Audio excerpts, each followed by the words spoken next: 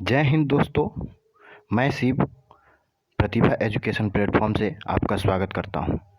Friends, जैसा कि आप लोग जान रहे हैं कि आरआरबी एनटीपीसी की एग्ज़ाम चल रही है और इस एग्ज़ाम में जितने भी जीके से संबंधित इम्पोर्टेंट क्वेश्चंस हैं उन सारे क्वेश्चंस को जो है हम व्याख्या सहित डिस्कस कर रहे हैं।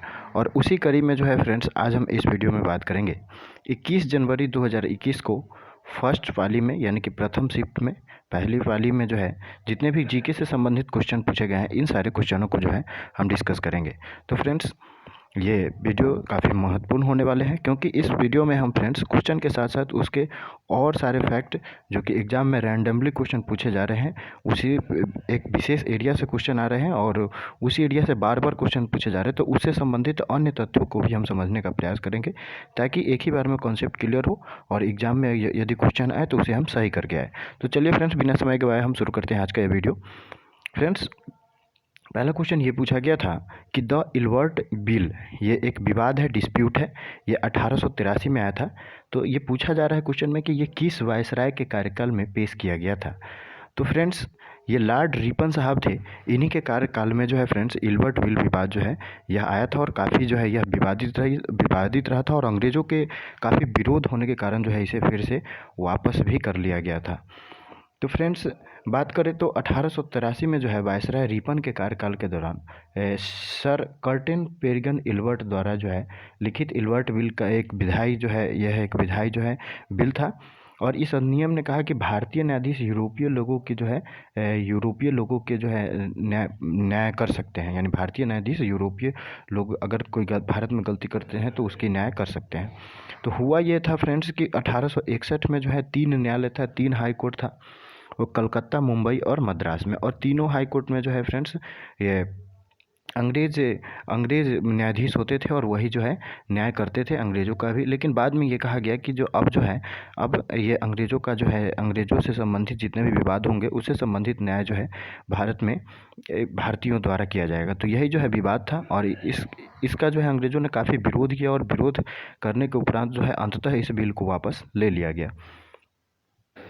तो फ्रेंड्स, हुआ ये था कि 1861 तक जो है भारत में जो है जहाँ अंग्रेज़ थे और अंग्रेज़ों का जो है प्रेसिडेंसी था मद्रास से कोलकाता और मुंबई में, तो वहाँ जो है अंग्रेज़ से संबंधित कानून चलते थे और बाकी जगहों में जो है मुग़ल कानून चलता था। लेकिन 1883 में जो है जो बिल लाया गया सर सीपी एल्बर्ट द्वारा, सर सीपी एल्बर्ट जो थे फ्रेंड्स वो वायसराय उस समय वायसराय के जो है लॉर्ड रिपन वायसराय थे और उनके जो है कार्यकारिणी परिषद के सदस्य थे सर सीपी एल्बर्ट।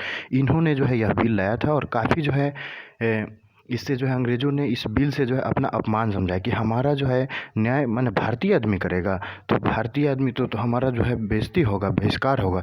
तो इसलिए जो है इन लोगों ने जो है काफ़ी विरोध किया और अंततः जो है इस बिल को वापस ले लिया गया। इसमें जो है जात पात को जो है आधार बनाकर और इस न्यायिक व्यवस्था को जो है अयोग्य घोषित कर दिया गया। तो इस प्रकार आप इल्बर्ट बिल को समझ सकते हैं। फ्रेंड्स, आगे बात करें तो आगे पूछा गया है ये कि ग्रे क्रांति से कौन संबंधित है। तो ग्रे क्रांति की बात करें फ्रेंड्स तो ये जो है उर्वरक उत्पादन से संबंधित है, यानी कि फर्टिलाइजर उत्पादन से जो है संबंधित कौन है, ग्रे क्रांति। तो ग्रे क्रांति जो है उर्वरक उत्पादन में वृद्धि से संबंधित है। यह मूल रूप से जो है भारत की हरित क्रांति के कुप्रभावों से जुड़ा है, जो इस बात पर केंद्रित है कि अगर नए कृषि उपकरण गलत हो जाते हैं तो क्या हो सकता है। तो और ग्रे क्रांति में जो है फ्रेंड्स उर्वरक के साथ साथ जो है आवास के बारे में, आवास से संबंधित भी जो है ग्रे क्रांति है। उसके बाद ऊन से संबंधित भी जो है ग्रे क्रांति है। उसके बाद बात करें फ्रेंड्स नीली क्रांति की, तो नीली क्रांति जो है वो नीली क्रांति मछली से संबंधित है। उसके बाद काली क्रांति की बात करें तो काली क्रांति जो है पेट्रोल से संबंधित है। उसके बाद हरित क्रांति की बात करें तो हरित क्रांति के जो है जनक वो नॉर्मन बोरलग है हरित क्रांति के जनक, जबकि जो कि अमेरिका के थे। ये भी बात ध्यान, ये सब ऑब्जेक्टिव क्वेश्चन में आ सकता है, इसलिए हम सारे फैक्ट को बता रहे हैं। उसके बाद भारत में बात करें हरित क्रांति के जनक की तो एम एस स्वामीनाथन जो है भारत में हरित क्रांति के जनक हैं। उसके बाद बात करें तो श्वेत क्रांति की, तो श्वेत क्रांति के जो जनक है वो वर्गीज कुरियन है। उसके बाद गुलाबी क्रांति की बात करें तो गुलाबी क्रांति की जो जनक है वो दुर्गेश पटेल है। उसके बाद सिल्वर क्रांति की बात करें तो सिल्वर क्रांति की जनक इंदिरा गांधी है। तो ये सब जो है क्रांतियाँ हैं जो कि एग्जाम में रैंडमली क्वेश्चंस आ रहे हैं, और आपको जो है इन सारी क्रांतियों को जो है देख कर जाना है, क्योंकि इन सारी क्रांतियों से जो है लगातार जीएस में क्वेश्चन आ रहे हैं। उसके बाद बात करें फ्रेंड्स तो अगला क्वेश्चन ये पूछा गया है कि भारतीय संविधान का कौन सा अनुच्छेद यानी आर्टिकल के बारे में पूछा गया है जो राजभाषा से संबंधित है। तो फ्रेंड्स बात करें अनुच्छेद 343 की 343, तो ये जो है अनुच्छेद राजभाषा से संबंधित है। और संविधान के जो है 343 क्लॉज 1 में जो है यह प्रावधान है, यह प्रोविजन है कि देवनागरी लिपि में जो है हिंदी जो है संघ की राजभाषा होगी। तो भारतीय संविधान में जो है फ्रेंड्स ये राजभाषा के बारे में जो दिया गया है जिस अनुच्छेद में, उस अनुच्छेद वह जो अनुच्छेद है वह अनुच्छेद 343 है। और पूरे राजभाषा के बारे में बात करें तो फ्रेंड्स 343 से लेकर अनुच्छेद 351 तक जो है राजभाषा से संबंधित अन्य प्रावधान है। और 14 सितंबर 1949 ईस्वी को 14 सितंबर 1949 ईस्वी को जो है इसे राजभाषा के रूप में स्वीकृत किया गया था। इसलिए जो है 14 सितंबर को हम माने हिंदी दिवस के रूप में भी मनाते हैं। उसके बाद फ्रेंड्स हिंदी और देवनागरी जो है ये भारतीय संघ की राजभाषा है। ये जो है भारतीय संविधान के 343(1) में है, तो ये आप ध्यान रख सकते हैं। बात करते हैं अगले क्वेश्चन की, तो अगला क्वेश्चन ये पूछा गया है फ्रेंड्स कि निम्नलिखित में से कौन से जो है ऑपरेटिंग सिस्टम नहीं है। तो यहाँ पर जो है विकल्प की थोड़ी समस्या है और इसलिए जो है ये क्वेश्चन स्पष्ट नहीं है। आगे बात करें फ्रेंड तो अगला क्वेश्चन ये पूछा गया है कि निम्न में से किस राज्य की सीमा नेपाल के साथ नहीं है। यहाँ पर नेपाल के साथ जो है सीमा की बात की जा रही है। तो फ्रेंड्स ये भारत के पार्ट की बात करें तो यहाँ पर जो है फ्रेंड्स यहाँ पे बिहार से जो है नेपाल की सीमा लगती है, फिर यहाँ पे उत्तर प्रदेश से जो है नेपाल की सीमा लगती है। उसके बाद बात करें फ्रेंड्स तो फिर उत्तर प्रदेश के साथ नेपाल की सीमा लगती है।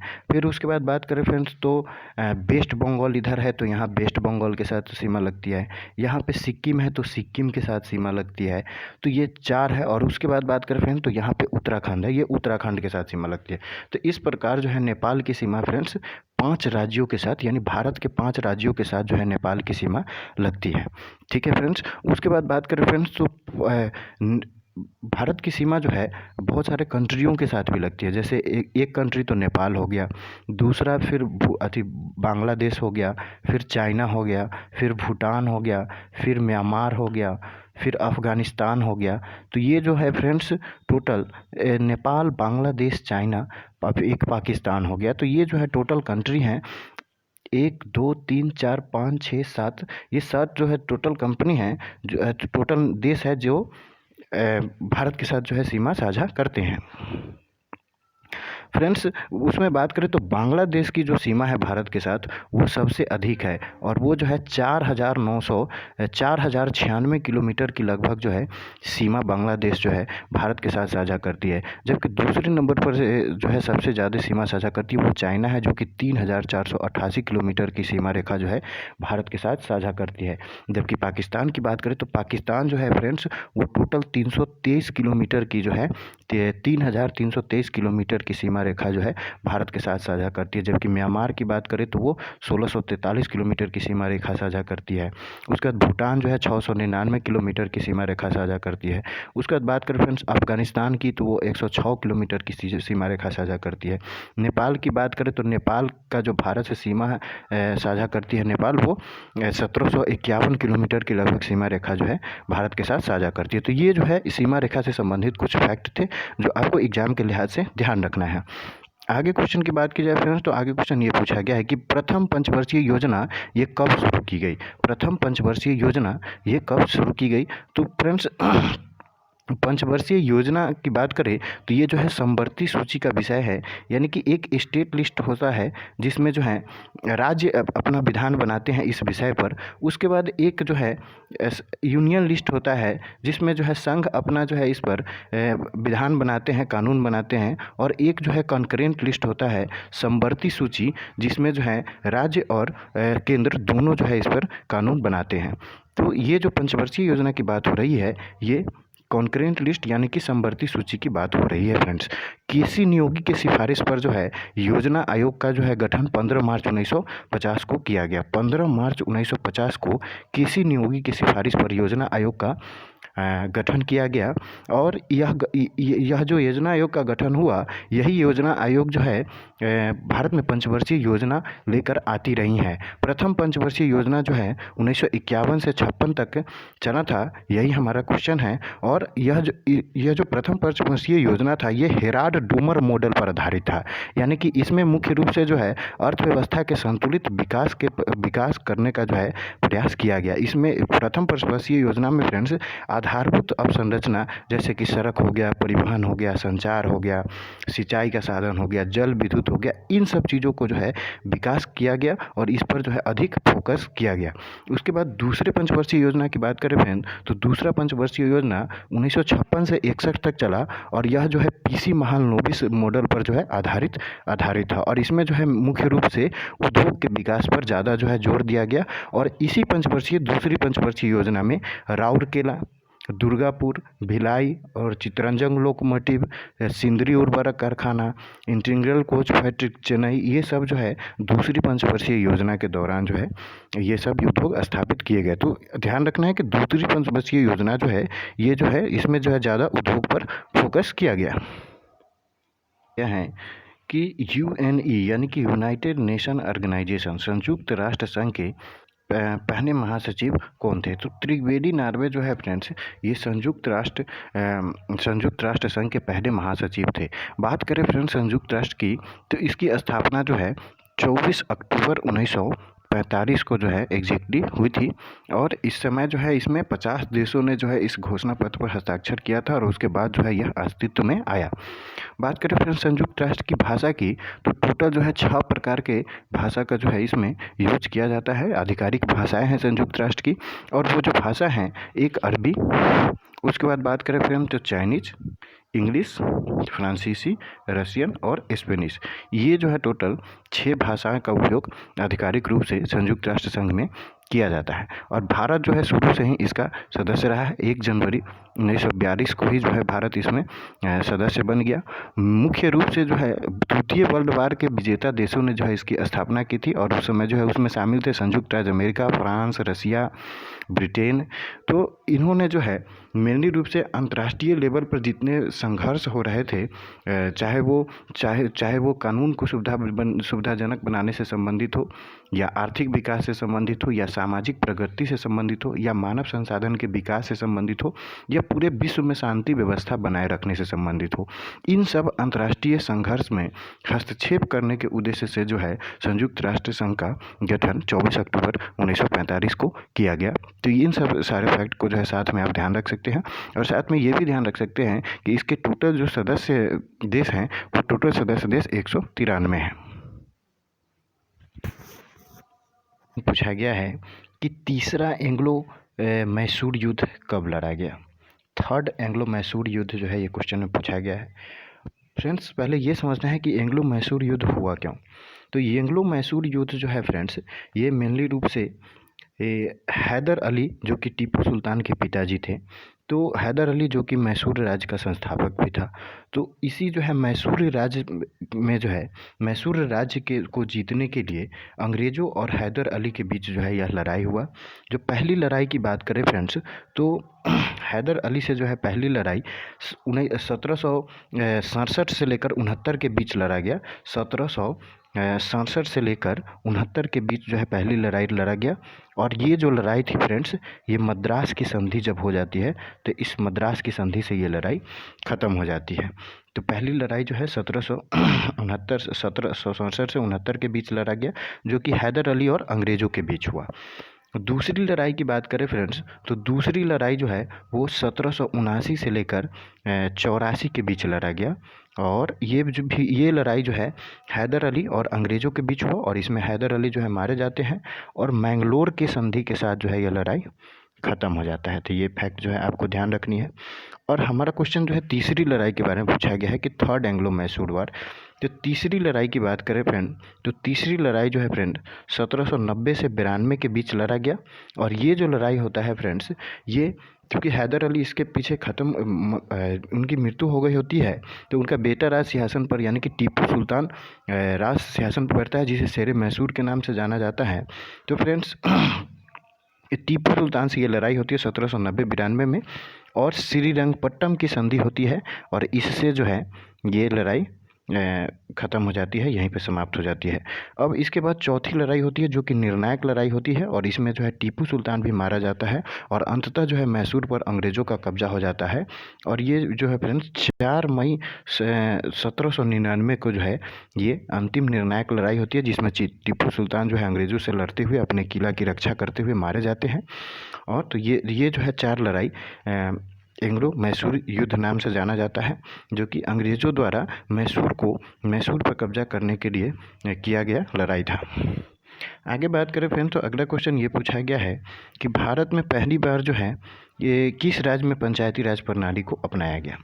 तो फ्रेंड्स बात करें पंचायती राज प्रणाली की, तो पंचायती राज प्रणाली जो है ये महात्मा गांधी का कॉन्सेप्ट है। और उसके बाद बात करें फ्रेंड्स, तो पंचायती राज प्रणाली का जो बात किया गया भारतीय संविधान में, वो आर्टिकल 40 में किया गया है। और आर्टिकल 40 में ये बताया गया है कि भारतीय संघ के राज्य अपने राज्यों में जो है पंचायती राज प्रणाली को जो है कायम करने का काम करेगा। तो ये जो है भारतीय संविधान के अनुच्छेद 40 में कहा गया है कि राज्यों द्वारा जो है भारतीय राज्यों में पंचायती राज प्रणाली का गठन किया जाएगा। ठीक है फ्रेंड्स, उसके बाद बात करें फ्रेंड्स, तो पंचायती राज प्रणाली जो है सबसे पहले 2 अक्टूबर यानी कि महात्मा गांधी के दिन जयंती होती है, उसी दिन जो है 2 अक्टूबर 1959 को राजस्थान के नागौर जिला में और गांव का नाम है बगदरी। इस बगदरी गांव में जो है उस समय तत्कालीन प्रधानमंत्री थे जवाहरलाल नेहरू, और जवाहरलाल नेहरू ने जो है इसका शुरुआत किया। और इसी वर्ष जो है आंध्र प्रदेश में भी शुरुआत हुआ, लेकिन पहले जो है राजस्थान में हुआ। तो ये जो है ध्यान रखनी है। और उसके बाद बात करें फ्रेंड्स, तो पंचायती राज प्रणाली को जो है संवैधानिक दर्जा मिला, वो 24 अप्रैल 1993 को जो है पंचायती राज प्रणाली को संवैधानिक दर्जा मिला। किस संशोधन के तहत? तो 73वां संविधान संशोधन के तहत। तो ये भी जो है फैक्ट ध्यान रखने हैं, और ये भी जो है क्वेश्चन बन के आते हैं। उसके बाद बात करें फ्रेंड, तो इस पर जो है सबसे पहले कमेटी बनी थी, वो बलवंत राय मेहता कमेटी बनी थी, जो कि 1956-57 में जो है बलवंत राय मेहता कमेटी बनी थी। जबकि अशोक मेहता कमेटी की बात करें तो ये भी कमेटी बनी थी उसके बाद, जो कि 1977-78 में बनी थी। जनता पार्टी की सरकार थी उस समय। उसके बाद बात करें फ्रेंड, तो एक और समिति बनी थी GV राव समिति, जो कि 1984-85 में बनी थी। उसके बाद एक और समिति बनी थी फ्रेंड्स ML सिंघवी समिति, जो कि 2086 में और 2002-03 में बनी थी। और फ्रेंड्स बात करें तो पंचायती राज प्रणाली जो है भारतीय संविधान के 11वीं अनुसूची में है, और 11वीं अनुसूची में जो है इसमें पंचायती राज प्रणाली को टोटल जो है 29 विषय दिए गए हैं, जो कि भारतीय संविधान के अनुच्छेद 243G में इसका प्रावधान है। तो इन सारे फैक्टों को जो है आप परीक्षा के लिहाज से ध्यान रख सकते हैं। नेक्स्ट क्वेश्चन पूछा गया है फ्रेंड्स कि निम्नलिखित में से कौन सा गैर वाष्पशील मेमोरी का प्रकार नहीं है। तो यहाँ पर जो है ऑप्शन की थोड़ी समस्या है और ऑप्शन स्पष्ट नहीं थे, तो इसलिए गैर वाष्पशील मेमोरी के प्रकार को जान लीजिए।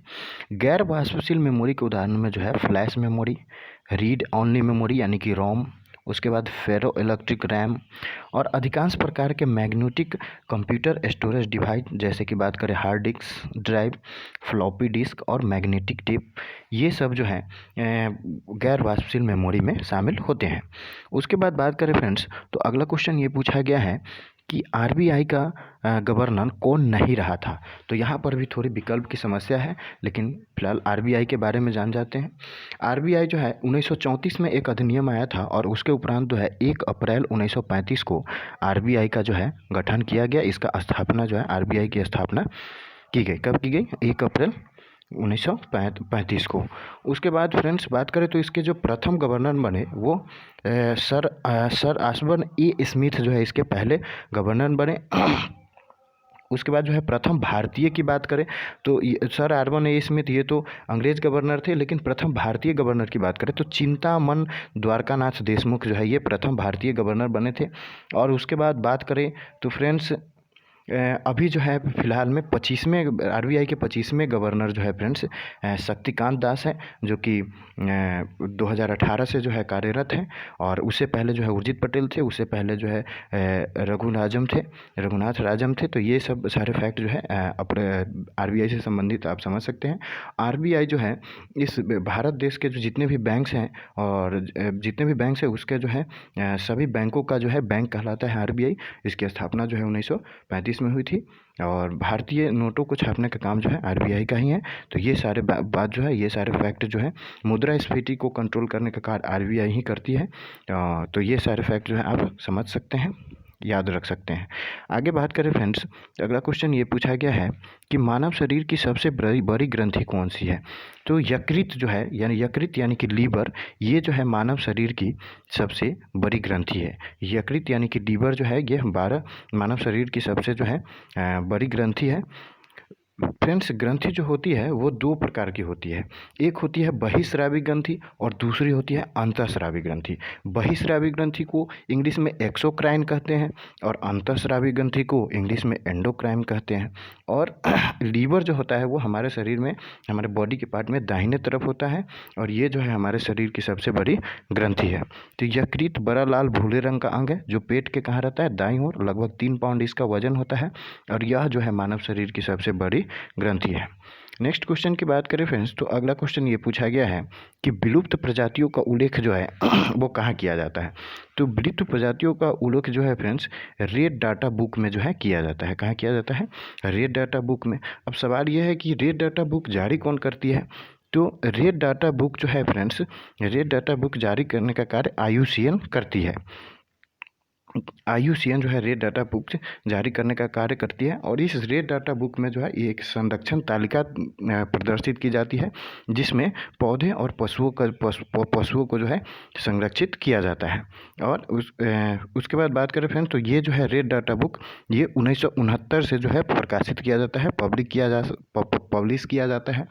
बात करें IUCN की, तो international union for conservation of nature, तो इसकी बात करें फ्रेंड, तो इसकी जो स्थापना हुई थी वो अक्टूबर 1948 में हुई थी और इसका हेडक्वार्टर जो है ग्लैंड स्विट्जरलैंड में, स्विट्जरलैंड के ग्लैंड में जो है IUCN का हेडक्वार्टर है। तो IUCN का जो हेडक्वार्टर है friends, international union for conservation of nature, इसका मुख्यालय जो है फ्रेंड्स स्विट्जरलैंड के ग्लैंड में है। जबकि इसकी स्थापना जो हुई थी अक्टूबर 48 में, वो जो है फ्रेंड्स फ्रांस में हुई थी। कहाँ हुई थी? फ्रांस में। तो ये बात जो है आप ध्यान रख सकते हैं। बात करते हैं अगले क्वेश्चन की, तो अगला क्वेश्चन ये पूछा गया है कि रविन्द्रनाथ टैगोर को किस पुस्तक के कारण नोबेल पुरस्कार दिया गया था। तो रविन्द्रनाथ टैगोर फ्रेंड्स वो व्यक्ति हैं जिन्हें जो है एशिया में सबसे पहले नोबेल पुरस्कार मिला। और एशिया में सबसे पहले नोबेल पुरस्कार मिला तो इस बात से ध्यान रख सकते हैं कि भारत में भी जो है सबसे पहले नोबेल पुरस्कार इन्हीं को मिला। तो गीतांजलि के अनुवाद के लिए जो है इन्हें 1913 में जो है नोबेल पुरस्कार दिया गया और ये एशिया के सबसे पहले नोबेल प्राइज विनर बने। और इन्हें जो है गुरुदेव के नाम से भी जाना जाता है रविन्द्रनाथ टैगोर को, जो महात्मा गांधी इन्हें गुरुदेव कहते थे। और उसके बाद बात करें तो इन्होंने जो है बांग्ला साहित्य के विकास में जो है काफ़ी योगदान दिया। उसके बाद बात करें फ्रेंड्स, तो 7 मई 1861 को जो है कोलकाता में इनका जन्म हुआ था रविन्द्रनाथ टैगोर का। और उसके बाद बात करें फ्रेंड्स, तो 7 अगस्त 1941 को जो है कोलकाता में इनकी मृत्यु हुई। तो 7 मई और 7 अगस्त ध्यान रख सकते हैं, दोनों डेट साथ ही हैं। उसके बाद बात करें फ्रेंड्स रविन्द्रनाथ टैगोर की, तो हमारा जो राष्ट्रगान है जन गण मन अधिनायक जय हो, इनके रचयिता जो है ये रविन्द्रनाथ टैगोर ही हैं। और साथ ही साथ जो है बांग्लादेश का जो राष्ट्रगान है अमार सोनार बांग्ला, इसके भी रचयिता रविन्द्रनाथ टैगोर ही है, जिसे 1971 में जब बांग्लादेश राष्ट्र बना तो उसे जो है बांग्लादेश द्वारा अपनाया गया। उसके बाद बात करें फ्रेंड, तो अंग्रेजों द्वारा जो है रविन्द्रनाथ टैगोर को नाइटहुड की उपाधि दी गई थी। और ये नाइटहुड की उपाधि इन्होंने जो है जालियांवाला बाग हत्याकांड हुआ था 13 अप्रैल 1919 ईस्वी को, और जालियांवाला बाग हत्याकांड के विभत्स घटना के कारण जो है इन्होंने यह उपाधि वापस कर दी थी। तो ये सब जो है परीक्षा से संबंधित कुछ महत्वपूर्ण फैक्ट्स हैं जिसे आप याद रख सकते हैं। क्वेश्चन ये पूछा गया है कि नाइट्रोजन युक्त सामग्री, यानी कि इसे ऐसे समझ सकते हैं, यदि हम चिप्स और कुरकुरे वगैरह के जो पैकेट खरीदते हैं और उसमें जो चिप्स कुरकुरे एकदम जो है ख़राब अवस्था में नहीं होते हैं, यानी कि बहुत दिनों तक जो है सही अवस्था में होते हैं, तो उसके पीछे कारण ये होता है कि उसमें जो है नाइट्रोजन की मात्रा जो है गैस में भरी होती है, जिससे जो है वो सामान ख़राब नहीं होता है। तो ये ऐसे समझ सकते हैं। अगले क्वेश्चन की बात करें फ्रेंड, तो अगला क्वेश्चन ये पूछा गया है 1955 में SBI का किस बैंक में विलय हुआ। जो किस बैंक का विलय हुआ SBI में, तो इंपीरियल बैंक ऑफ इंडिया जो है ये 1955 में SBI बन गया, यानी 1955 में जो है ये SBI बन गया। उसके बाद बात करें फ्रेंड्स, तो RBI ने जो है पार्लियामेंट्री एक्ट लाया और उस एक्ट के तहत जो है 30 अप्रैल 1955 को, तो ये डेट भी ध्यान रखना है कि 30 अप्रैल 1955 को जो है इन्होंने एक बैंक का गठन किया गया था। सबसे पहले तो बैंक का गठन किया गया था 1806 में बैंक ऑफ कोलकाता नाम से। देखिए RBI का विकास कैसे है कि RBI जो है कहाँ से शुरू होता है, तो 1806 में जो है बैंक ऑफ कोलकाता नाम का एक बैंक का गठन किया गया। फिर उसके बाद इसी बैंक का नाम जो है आगे बदलकर बैंक ऑफ बंगाल कर दिया गया, बैंक ऑफ बंगाल कर दिया गया। और उसके बाद जो है ये bank of Calcutta, bank of Bengal जो है ये आगे आकर बैंक ऑफ महाराष्ट्र से मिलकर बन गया SBI, imperial bank of India. और यही इंपीरियल बैंक ऑफ इंडिया जो है 30 अप्रैल 1955 को RBI के द्वारा एक अधिनियम के माध्यम से यह जो है एक SBI में परिवर्तन हो गया, जो कि काफ़ी जो है भारत की बड़ी बैंक है और सबसे ज़्यादा जो है इनकी शाखाएं हैं इंडिया के अंदर। तो 1 जुलाई 1955 को जो है इंपीरियल बैंक ऑफ इंडिया भारतीय स्टेट बैंक बन गया, क्योंकि 30 अप्रैल को जो है RBI ने एक्ट लाया और इसके बाद जो है 1 जुलाई 1955 से जो है यह लागू हो गया। उसके बाद बात करें फ्रेंड्स, तो 2008 में जो है भारत सरकार ने SBI में भारतीय रिजर्व बैंक की हिस्सेदारी का अधिग्रहण किया, ताकि किसी भी हितों के टकराव को दूर किया जा सके, क्योंकि RBI जो है देश का बैंकिंग नियामक प्राधिकरण है। तो सभी बैंकों को जो है कंट्रोल करने का कार्य RBI ही करती है। तो ये जो है SBI से संबंधित कुछ फैक्ट थे। उसके बाद बात करें फ्रेंड, तो अगला क्वेश्चन ये पूछा गया है कि ICC क्रिकेट क्लब, यानी कि इंटरनेशनल क्रिकेट क्लब की बात करें, तो ये जो है ये विश्व कप का 2023 का मेज़बानी कौन सा देश करेगा। तो अपना जो है भारत 2023 के जो है क्रिकेट विश्व कप की मेज़बानी जो है कौन करेगा, तो भारत जो है क्रिकेट विश्व कप 2023 की मेज़बानी करेगा। उसके बाद बात करें फ्रेंड्स, तो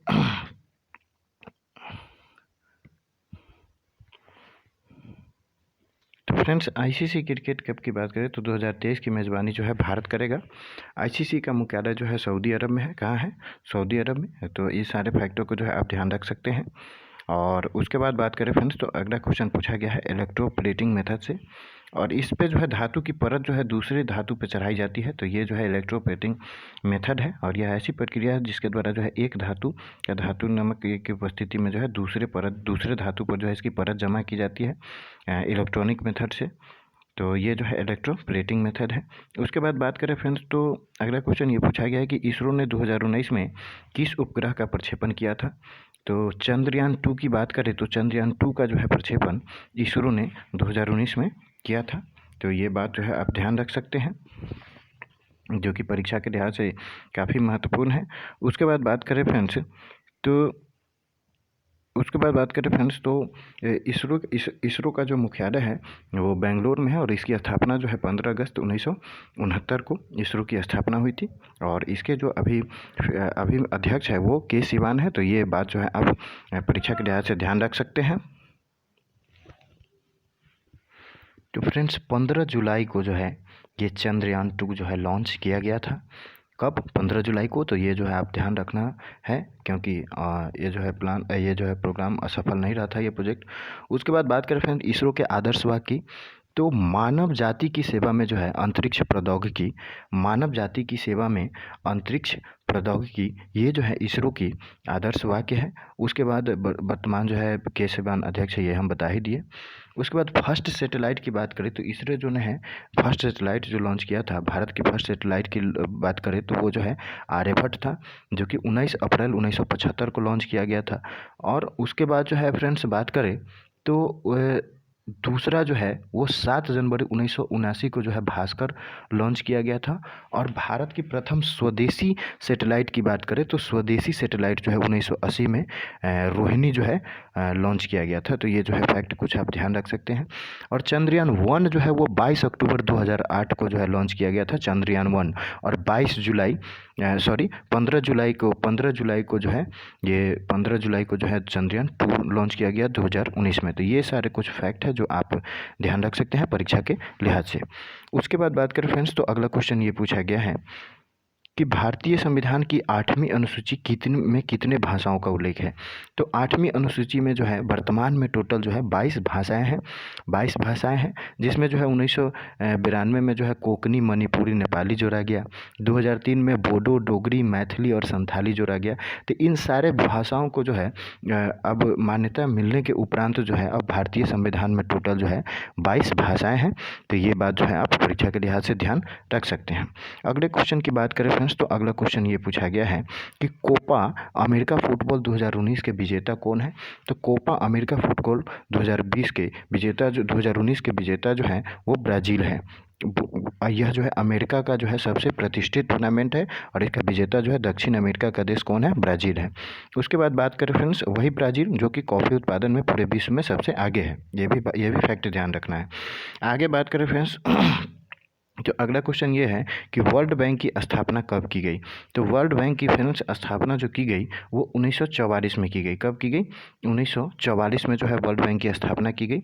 और इसका जो है मुख्य जो उद्देश्य है कि जितने भी इसके सदस्य देश हैं उस सदस्य देशों को जो है पुनर्निर्माण और विकास के कार्यों में जो है सहायता प्रदान करना। उसके बाद इसके हेडक्वार्टर की बात करें तो वाशिंगटन डीसी जो है इसका हेडक्वार्टर है। वाशिंगटन डीसी यूएसए में इसका हेडक्वार्टर है। ये भी ध्यान रख सकते हैं। 1944 में जो है इसका निर्माण किया गया। वर्ल्ड बैंक में जो है फ्रेंड्स दो भाग है। एक होता है आईबीआरडी और दूसरा है आईडीए। तो आईबीआरडी में जो है फ्रेंड्स टोटल 189 सदस्य हैं, जबकि आईडीए में जो है फ्रेंड्स टोटल 173 सदस्य हैं। तो ये भी ध्यान रख सकते हैं। उसके बाद वर्तमान जो है इसके सीईओ की बात करेंगे तो वो जो है डेविड मलपास जो है वर्तमान इसके अध्यक्ष हैं, चीफ हैं डेविड मलपास। और सीईओ की बात करेंगे तो वो भारतीय मूल के अंशुला कांत है। तो ये भी बात आप ध्यान रख सकते हैं। और डेविड मलपास जो है वर्तमान इसके चीफ हैं। तो वर्तमान चीफ की बात करें तो चीफ जो है वर्तमान वो डेविड मलपास है। ये बात जो है आप ध्यान रख सकते हैं परीक्षा के लिहाज से। चलिए फ्रेंड्स अगले क्वेश्चन की बात करते हैं। तो अगला क्वेश्चन ये पूछा गया है कि राष्ट्रीय प्रदूषण नियंत्रण दिवस यानी कि नेशनल पॉल्यूशन कंट्रोल डे ये प्रत्येक वर्ष किस दिन को मनाया जाता है। तो 2 दिसंबर को जो है प्रदूषण नियंत्रण दिवस मनाया जाता है। और क्यों मनाया जाता है इसके पीछे रीज़न है। इसी 2 दिसंबर जो है 1984 के दिन भोपाल में जो है गैस त्रासदी हुआ था। और इस भोपाल जो गैस कांड हुआ था, इस गैस कांड में जो है मिथाइल आइसोसाइनाइट गैस के रिसाव के कारण जो है काफ़ी लगभग 15 से 20 हज़ार लोग जो है इसमें अफेक्ट हुए थे। तो इसी 2 दिसंबर को जो है पर्यावरण को जागरूकता के रूप में मनाने के लिए जल, वायु और मृदा के ध्वनि इन सब के प्रदूषण से जो है संरक्षण के लिए ये जो है राष्ट्रीय प्रदूषण नियंत्रण दिवस मनाया जाता है। तो ये जो है फ्रेंड्स 2 दिसंबर को मनाया जाता है। तो ये बात जो है ध्यान रख सकते हैं। और ये जो फ्रेंड्स ये भोपाल में जो ये जो फैक्ट्री थी इसका नाम था UCIL यानी कि यूनियन कार्बाइड इंडियन लिमिटेड। ये जो है ये इस फैक्ट्री का नाम था। और 2 दिसंबर 1984 को ये भयावह घटना होने के कारण जो है प्रदूषण घटना होने के कारण ये राष्ट्रीय प्रदूषण दिवस जो है 2 दिसंबर को उसकी याद में मनाया जाता है, पर्यावरण संरक्षण के लिए, पर्यावरण बचाव के लिए। ठीक है फ्रेंड्स। अगले क्वेश्चन की बात करें फ्रेंड्स, अगला क्वेश्चन ये पूछा गया है कि अनाई मस्जिद से क्वेश्चन पूछा गया। तो अनाई मस्जिद की बात करें फ्रेंड्स तो अनाई मस्जिद जो है फ्रेंड्स ये कुतुबुद्दीन द्वारा बनाया गया 193 में जो है ये शुरू किया गया था। उसके बाद बात करें फ्रेंड्स तो अनाई मस्जिद जो है ये कुतुब कैंपस में एक अधूरा टावर है। और इसका निर्माण जो है अलाउद्दीन खिलजी द्वारा शुरू किया गया था। और खिलजी ने जो है कुब्बत उल इस्लाम मस्जिद के आकार को दोगुना करने के बाद एक टावर के निर्माण करने का फैसला किया। और जो कि कुतुब मीनार की ऊंचाई से दुगुना होगा। हालांकि ये जो है अधूरा ही है, तो ये बात जो है ध्यान रख सकते हैं। उसके बाद बात करें फ्रेंड्स कुतुब मीनार की, तो कुतुब मीनार को जो है सबसे पहले ये कुतुबुद्दीन ऐबक ने शुरू किया, लेकिन वो पूरा नहीं बनवा पाया और बहुत जल्दी जो है उनकी मृत्यु हो गई। उसके बाद जो है फ्रेंड्स इल्तुतमिश शासन करता है और वो जो है कुतुब मीनार को जो है आगे की ओर बनाता है। और कुतुब मीनार जो है यूनेस्को की, जिसका मुख्यालय जो है पेरिस फ्रांस में है, तो यूनेस्को की विश्व विरासत स्थल में भी जो है यह शामिल है। और उसके बाद बात करें तो यह दिल्ली में जो है महरौली वाले क्षेत्र में जो है यह कुतुब मीनार पड़ता है।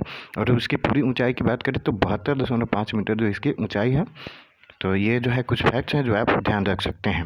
उसके बाद अगले क्वेश्चन की बात करते हैं, तो अगला क्वेश्चन ये पूछा गया कि हिमालय की दूसरी सबसे ऊंची चोटी कौन सी है। तो हिमालय की जो सबसे पूरी दुनिया में जो है, पूरी दुनिया की, पूरे विश्व की सबसे ऊंची चोटी जो है वो हिमालय की माउंट एवरेस्ट है, जो कि नेपाल में पड़ता है। और इसकी ऊंचाई की बात करें तो 8,848 मीटर जो है इसकी ऊंचाई है। जबकि पूरे विश्व की दूसरी सबसे ऊंची चोटी की बात करें तो K2 है, गॉडविन ऑस्टिन, जो कि गॉडविन ऑस्टिन है, जो कि गिलगित वाले इलाके में पड़ता है। किस वाले इलाके में पड़ता है? गिलगित वाले इलाके में पड़ता है। तो ये बात आप ध्यान रख सकते हैं। तो इस वीडियो में फ्रेंड्स इतना ही। और आपको वीडियो अच्छा लगे और इससे संबंधित जितने भी तथ्य और फैक्ट हमने बताए, वीडियो अच्छा लगे तो लाइक और सब्सक्राइब करना ना भूलें। धन्यवाद।